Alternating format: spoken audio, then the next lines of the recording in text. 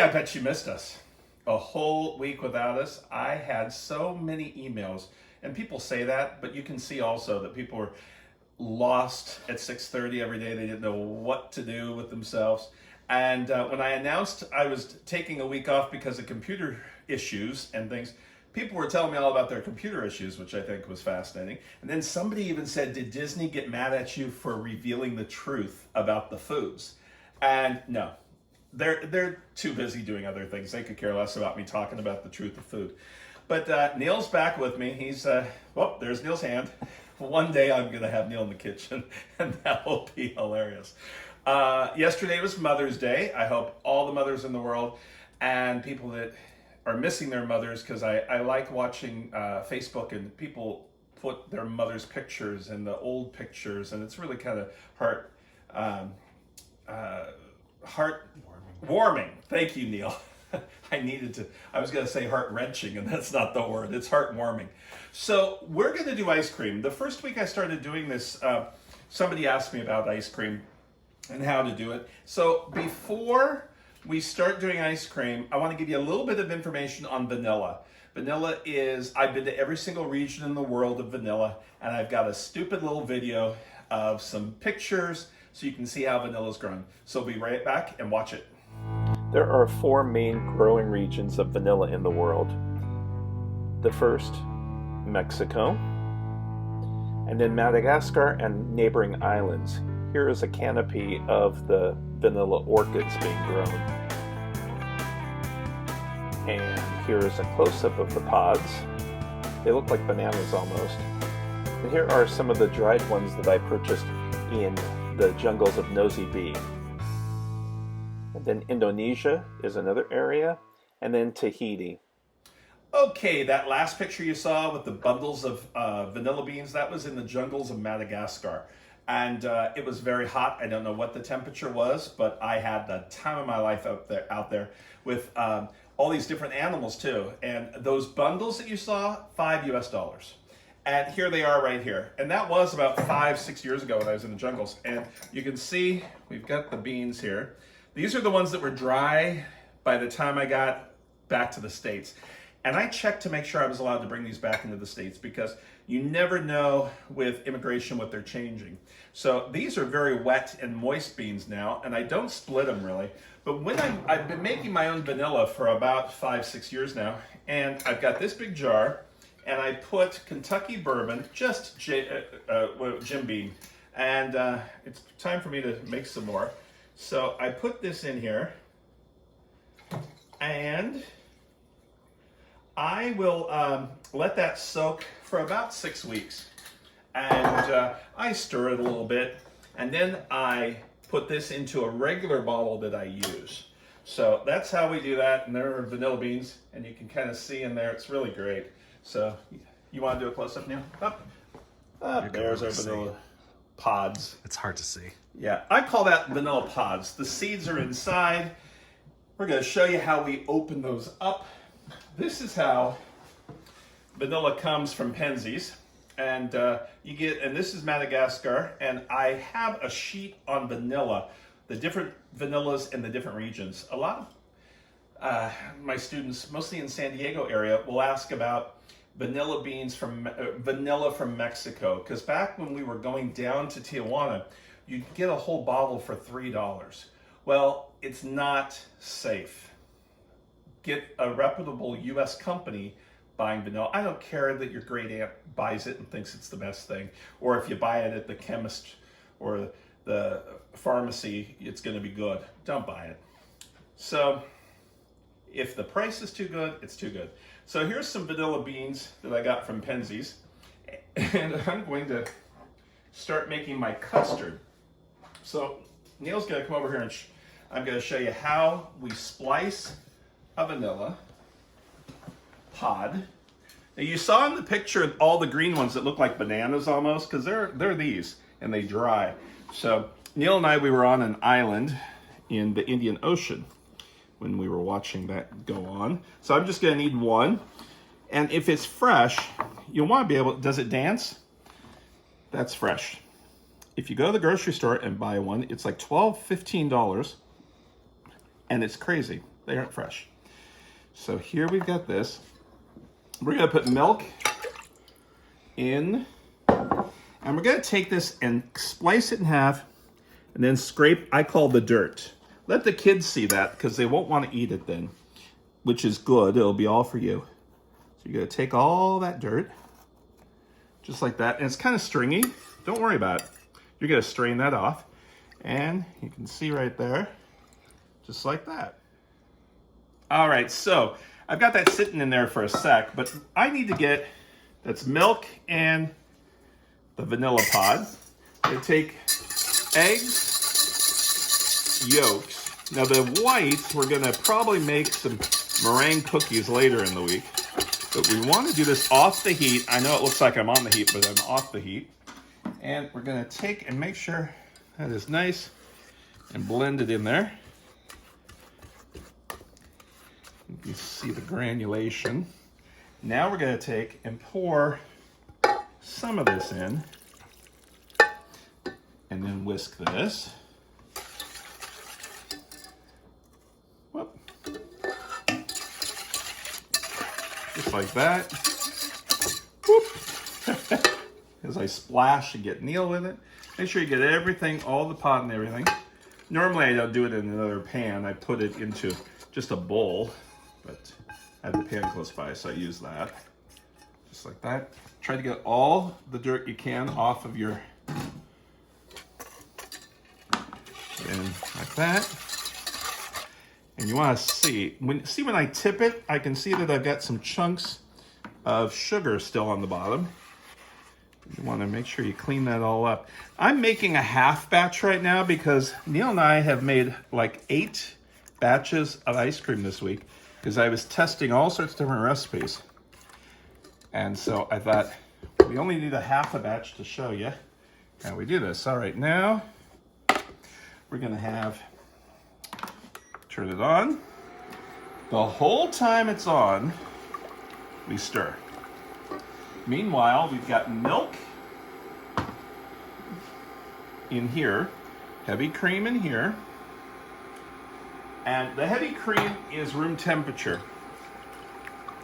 We're going to stir this until it hits whatever I tell you, 135, 145, let's look, 175. Doesn't take that long.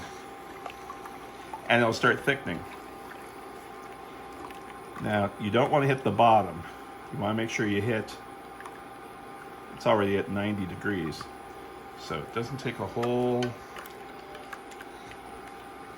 the reason why the strainer is because we want to strain out that pod and any fibrous looking pieces.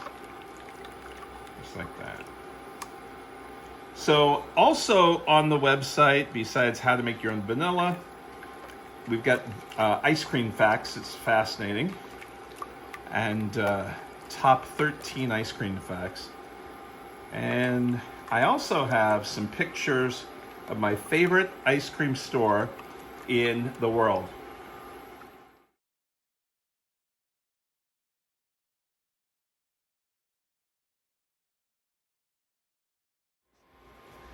All right, so while this is thickening up, right after this, I've got some pictures for you to look at also. One is of my favorite ice cream store in the Netherlands. And I have rules in every country when I go to them, if I have been there or not, but it is the best ice cream in the whole world. And I went for about 5-6 times, and then Neil was in Amsterdam with me, and he said, I don't need ice cream at lunchtime. I said, it's a mandatory thing, we're going. So we go, it was so good. Wasn't it, Neil? It was delicious. Yeah, it's only vanilla. And I asked the guy, because they hand churn, they have a churner that's smaller, a little larger than this. And I said, how come it's so good? And he said, it's because virgins milk my cows. And I thought, yeah, right. So, and all the girls working there had heard that before, and they thought he was ridiculous. But we're going to get this up to temperature. And make sure you stand here and watch this, because if you walk away, it thickens right away. Now, over on it, like I said, I have a strainer, and I have heavy cream at room temperature. The reason why I don't cook that too is you don't need to. Thicken just this amount is good. And if you don't have it at room temperature, you'll curdle it. So I want you to stay at room temperature on that. And keep going around the edges. And you'll see all of the little specks in your ice cream. This is the base of the ice cream. We made caramel, and we made caramel with peanut or something. Peanut brittle from See's Candy is what we did. And about 5 years ago, I graduated from Penn State. I like saying that. I went to their ice cream program in the middle of winter, and we ate so much ice cream, and I learned all about ice cream making for industrial. So I get the question a lot, would I ever want to open up my own bakery or my own restaurant? And answer is no, but I would really think my own ice cream place would be really neat, because the flavors of the ice creams that we made were something else. So it's the same school that Ben and Jerry went to that started their whole thing. So we are at almost there. And, whoop, oh, that's hot. So, as soon as you do hit that one, I keep having to look, 175, you want to pull it off and pour it straight into that heavy cream that was room temperature. I stress room temperature because I know you'll probably do it and it'll be cold, and then you'll wonder what happened when you have cottage cheese you've made instead of ice cream base. So this is your vanilla base, and the recipes show you all sorts of different things you can make. So here we go, pour it off. So it's a custard at this point. Make sure you scrape the edges really good, because see, the spatula still has some seeds on it, or beans or pod. See all the leftover? So that. Now this pod you can cool down and put it in, dry it, and put it into your vanilla extract. Okay, so this you're going to keep on the counter like this for about an hour and a half. Then I put it into a mason jar like this and refrigerate it overnight. Don't try to freeze this while it's hot. You'll get big crystals and you'll get crunchiness in your ice cream. Now, if you look here, here's our custard that we're going to use to make our ice cream. And then we'll put it into our mixing thing. And this really is I've had 3 ice cream machines, and this is what restaurants have, small restaurants that just make a little bit of ice cream. Back probably 1995 to 2000, I went to a restaurant that had desserts menu first. It was in Rhode Island. I was with a bunch of food people. And we looked and we got this menu and we're like, well, we didn't order dessert. We haven't even ordered regular food. They said, no, we want you to order dessert first so we can make it, and then you will get your main dish, which I thought was pretty good, because you know how some people are so full that they don't want anything. So what it was they made ice cream and had a machine similar to this, table side. Ice cream was $25, and at the time, desserts would be only about $2. I thought, I gotta have that ice cream, and it was so good right out of the freezer. So we're gonna pour this in, and this machine lets me know when it's done. It could take up to 35 minutes. After it comes out of the machine, it's gonna be like soft serve. And you'll see in a minute, because I'll show you what it looks like. So these are probably some of the best ice cream machines that you can get. You can get them online and look at them. I don't like the ones that you take the inside and throw it in the freezer and then you churn it. Something like that. The other thing that I do is I go into schools in inner cities, and I went to one, I've been to many, I make ice cream and show 4th graders how the science of ice cream is done. and we hand churn it with my grandfather's old hand churner. And this one boy, he said, "Chef, I have a very important question." And I thought, well, all right, he's in 5th or 6th grade. And I said, "Yeah, what is it?" And he said, "Is this what they mean by hand churned ice cream?" And I said, "Yeah. They have little kids working in the factory making ice cream that don't go to school." And he said, "I'm going to school." His guys got so big that he's going to go to school because he didn't want to be a factory kid hand churn. His arm was falling off, he had to tell us. So here's a few pictures of the kids churning ice cream.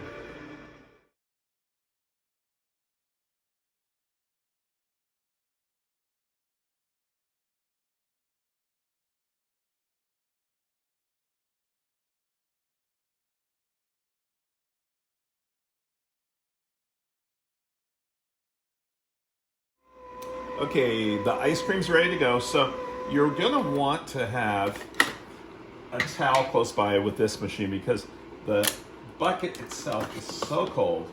You can see how great that looks. Now also, when I do this, the paddle I pull out and I have a whole large bowl to start with. And then I scrape this. I've got this bucket that I'm gonna put the ice cream in when it's all ready to go. Now, at this point, you can put in the mix-ins like nuts, things like that, in layers. So you'll see that in other pictures of the industrial ice cream making where they put pecans and things like that. I'll put that off to the side. Okay, have a towel because this is very cold. It's almost like taking your tongue and putting it on a cold surface. And this is about a quart that I'm making here. A little less than a quart. And it does look melty, but what it's right now is it's gonna cure in the freezer. It's gonna finish up. It takes about 3 to 4 hours to harden up completely. Right now it's almost like soft serve. You can eat it, but you want to make sure get as much as you can up. And at this point, you'd add some nuts, caramel swirl, and now I'm gonna put it into my container and throw this in the freezer for the rest of the time. Like I said, a couple hours. 4 hours is what you normally do it. And that is the vanilla bean ice cream. Now let's do a close-up of the vanilla beans. You can see the specks in there. And that is your vanilla seeds. All right. Okay, now we're going to make our chocolate sauce. And it really depends on the type of chocolate you use. What I've got here is semi-sweet and milk chocolate together. And I'll put that in the bowl. And chop it as fine as you can. And a little bit of butter. Butter makes it kind of glisten. And what we have here is we're going to take heavy cream and bring it to a boil, and we're almost making a ganache, is what a French ganache. So we'll turn that on. I won't touch that.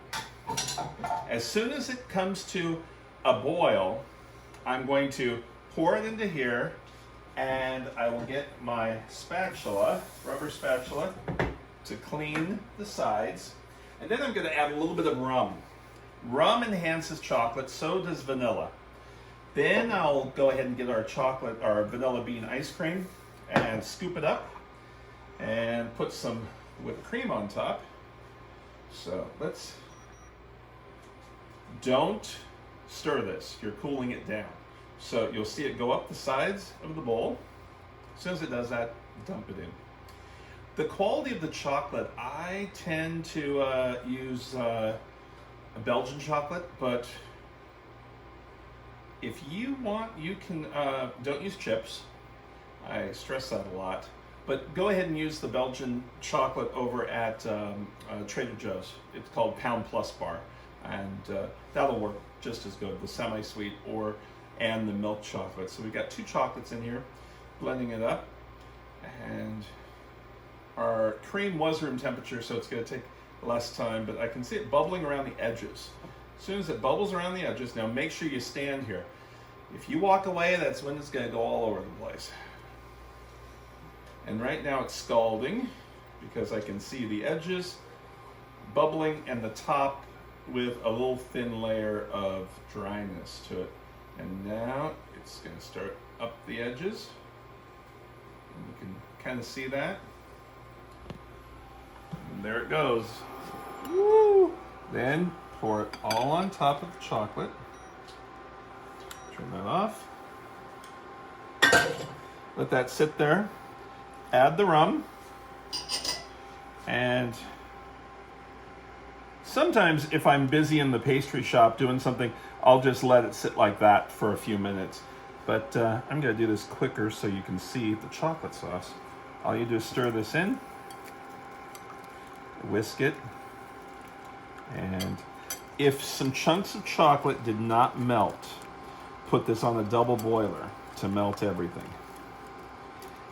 The longer you let this sit, the thicker it gets to where it becomes like a chocolate paste that you would see inside of a chocolate bonbon. See how dark and rich that is? You've got a few chunks left, and you can feel the bottom. If you've still got heat, which I do, I'm good. If I didn't feel any heat and I still have chunks, then I would get a double boiler out. Don't put this directly in the microwave or in a pot directly. You want to have some little bit of buffer from the heat source. So let's see how this looks. And you can see, I don't think I have any chunks. I might have one little chunk right there. Yep. But that'll melt in just a minute. Now, we'll scoop our ice cream. Okay, our ice cream, I put it in these containers that you can get over on Amazon, stuff like that, because it needs to cure for about 4 hours in your freezer after the freezing. It comes out as soft serve, like I said, and you need to, it has to become hard, like ice cream.